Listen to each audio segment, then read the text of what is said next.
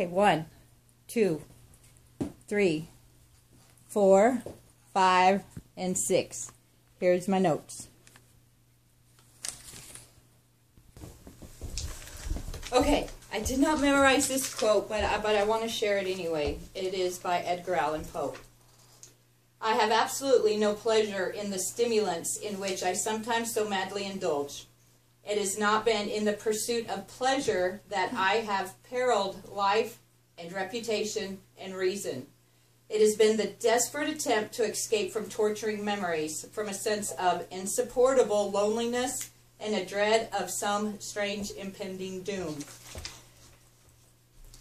Life had a way of passing me by, and I was unwilling to make the changes that I needed to make in order to have a better quality of living. I wanted change, but I kept wanting someone else to do the work for me to make it change. I wasn't willing to do it myself. I'm going to go over the wreckage of my life, abuse, and recovery. I'm going to start with Billy. He would have been my son-in-law. He was the father of my grandson. And it was my daughter's mate.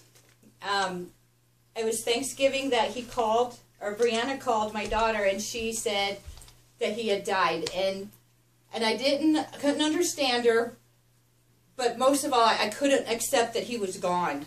And when she said that he had died from an overdose, an accidental overdose, it really moved me in a way that nothing had before made me afraid of death. And that it could happen to me. So, to go back now, there was some things that happened in my childhood that I could not control. And there was some sexual abuse. But I didn't have coping skills, and I never told anybody. And my sister went through that with me. I started to drink at an early age because I didn't have to feel the unworthiness that I felt through everyday life. I felt it was my fault.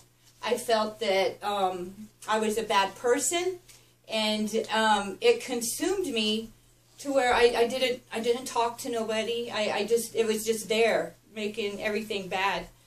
And so when I drank, I could escape that. And then drinking led me to marijuana, and then I could laugh and have more escape. And then my sister passed away. And when my sister died, I went through a phase of hating God. I hated God. I didn't know who else to blame. And that led for about 18 years of destruction. I was on a death mission. Though in that time, I ended up having 3 children. And I would pick men that were abusive to me verbally, physically, and emotionally. And over the time, the emotional abuse was, I think, the worst because nobody could see it. You know, I'd almost rather it be a black eye, and they could tell I was hurting. But with the emotional, it was just me and on the inside. And I made a lot of bad choices, and I was really good at blaming others, and I wanted to know answers to why, and I never could get them. Finally, I went to treatment for the first time. I tried to quit on my own. I couldn't do it. And this was the first time I learned some kind of coping skills, and that what happened to me was not my fault. That I was able to write a letter to my sister that had passed, and I wrote a letter to my grandpa, who did some bad things. And I was able to find some release and let go of that there. And that was a lot of the stuff that had me sucked into my addiction that I didn't want to feel. And, you know, I did get baptized at that time, and I said the prayer. And I had some good quality life. I had the taste of good quality life for a few years. But eventually I started drinking again. And then the drinking always had a way of taking me back to the meth. And the meth was my lover, my best friend, my alarm clock, everything that I couldn't get from other humans, I found in methamphetamine. And it made me feel worthy, although it was just temporary. And then it turned on me. And if I didn't have it, then I couldn't get out of bed. I hated life. I was depressed. And it turned, it destroyed everything that I thought I was. I didn't know who I was. I found my self-worth from other people. Men I picked. And it was too much power to give them. I learned way too late. But I did get a taste of spirituality and the good life. And seeds were planted. People would come into my life that I know Jesus intended to be there in order to develop me as I went. And that would one day sprout full bloom. But I hate to say that my sobriety, it didn't last, you know, and I let my children down. I would be out at the bar, and the people I loved the most couldn't feel it. My children couldn't feel I loved them. And I loved them the most, and they were home waiting for me. And then I would be gone, and I would let them down, and I didn't make it to their school functions. And it scarred them, too. And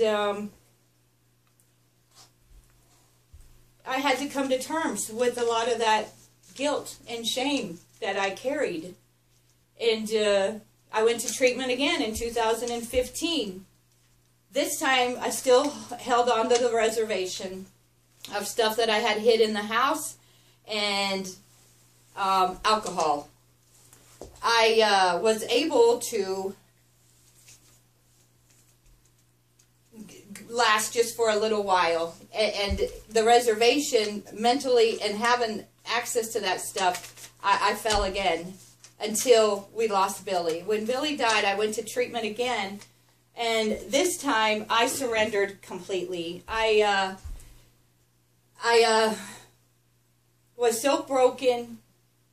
I had so much bad thinking that I had to shovel all that out. But in order to get that out and grow from it, I had to replace it with the good things. And most of the good things I learned from the NA program, the AA program. My church has been tremendous in supporting me in my growth, in my walk with Jesus, that empowers me today. It's not about me, and it's not about what I can't do, because as long as my self-worth is in Him, then I have a foundation that is so stable that on my worst day, and no matter what happens, I mean, emotions are a part of life. If you just feel them, you know, and let them go. They don't have to define me. They don't have to destroy me. But they do keep me going in life. And I don't know.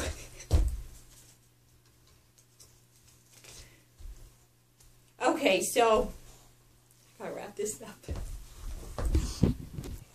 So like I said, life had a way of passing me by, and I wanted my life to change, but I struggled to be the one to change it. When I admitted that I couldn't do it on my own is when I had the door open where I could allow God to work into my life.